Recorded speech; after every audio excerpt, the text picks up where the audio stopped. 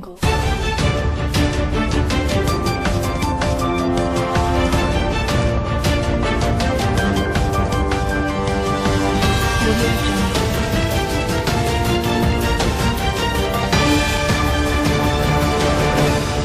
नमस्कार, Hindi news bulletin में आपका स्वागत है। मैं हूं बिपाशा पाल। प्रस्तुत हैं आज के प्रमुख समाचार।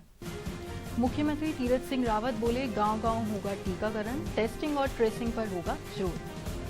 प्रदेश में कोरोना के 364 नए मरीज, 2 की मौत, 2400 पार पहुंचे एक्टिव केस। चारधाम यात्रा मार्ग पर जाने वाले यात्रियों को राहत, यातायात के लिए खुली तोता घाटी। और प्रदेश के जंगलों में नहीं थम रही आग, वन संपदा और जैव विविधता को हो रहा भारी नुकसान। अब समाचार विस्तार से। मुख्यमंत्री तीरथ सिंह रावत ने राज्य में कोविड-19 को लेकर वर्चुअल समीक्षा बैठक ली। उन्होंने कहा कि उत्तराखंड को 100% कोविड वैक्सीनेशन करने वाला राज्य बनाना है। इसके लिए उन्होंने ठोस प्लान तैयार करने और गांव स्तर पर वैक्सीनेशन की पूरी व्यवस्था करने के निर्देश दिए।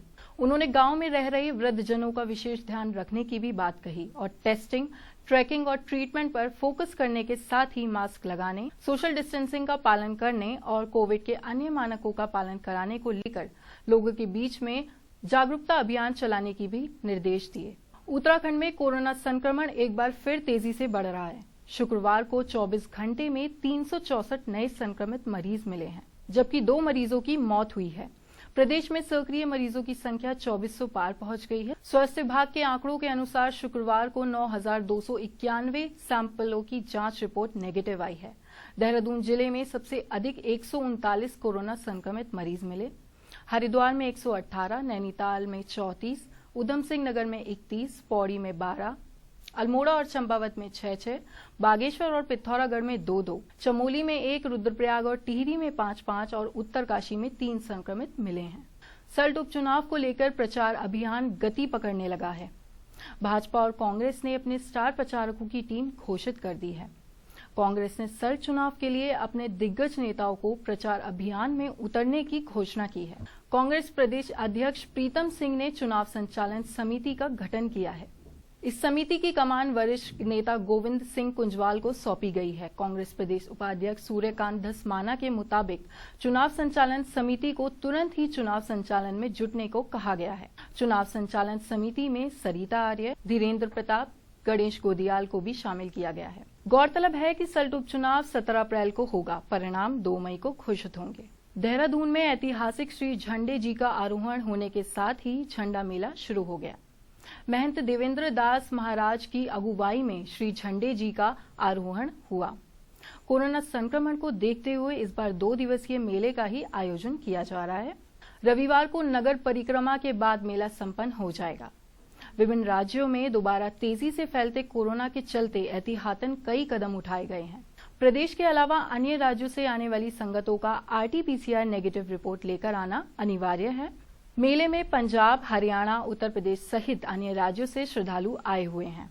चारधाम यात्रा के मुख्य राष्ट्रीय राजमार्ग तोता घाटी में यातायात सुचारू हो गया है। पहाड़ के कटान के लिए यह सड़क पिछले माह 14 मार्च से यातायात के लिए बंद थी। इस कारण वाहनों को टिहरी जिले के अन्य मार्गों से लंबी दूरी तय करनी पड़ रही थी। मार्ग खुलने के बाद अब स्थानीय लोगों के साथ ही पर्यटकों को सुविधा होगी। टिहरी की जिलाधिकारी ईवा आशीष श्रीवास्तव ने बताया कि प्रशासन की संयुक्त टीम के निरीक्षण के बाद इस मार्ग को यातायात के लिए खोल दिया गया है। उत्तराखंड में जंगलों में आग लगने का सिलसिला रुक नहीं रहा है। गढ़वाल और कुमाऊं के विभिन्न हिस्सों में जंगलों में आग लगी हुई है। कुमाऊं के भिकिया सैड़ के कुम्हारती गांव में जंगल की आग बुझाते समय एक महिला बुरी तरह से झुलस गई। बागेश्वर के कई इलाकों में भी वनाग्नि के समाचार हैं। स्थानीय लोगों और वन विभाग की टीमें आग बुझाने में जुटी हैं। दुगनाकुरी के जंगलों में भी आग से वन संपत्ति को खास नुकसान पहुंचा है। प्रदेश में जंगलों में आग की 150 से भी अधिक घटनाएं हो चुकी हैं। इसमें वन संपदा और जैव विविधता को भी भारी नुकसान पहुंच रहा है। इसी के साथ आज के समाचार समाप्त हुए। आप हमारे YouTube चैनल उत्तरजन टीवी को सब्सक्राइब करें और बेल आइकन दबाएं। नमस्कार।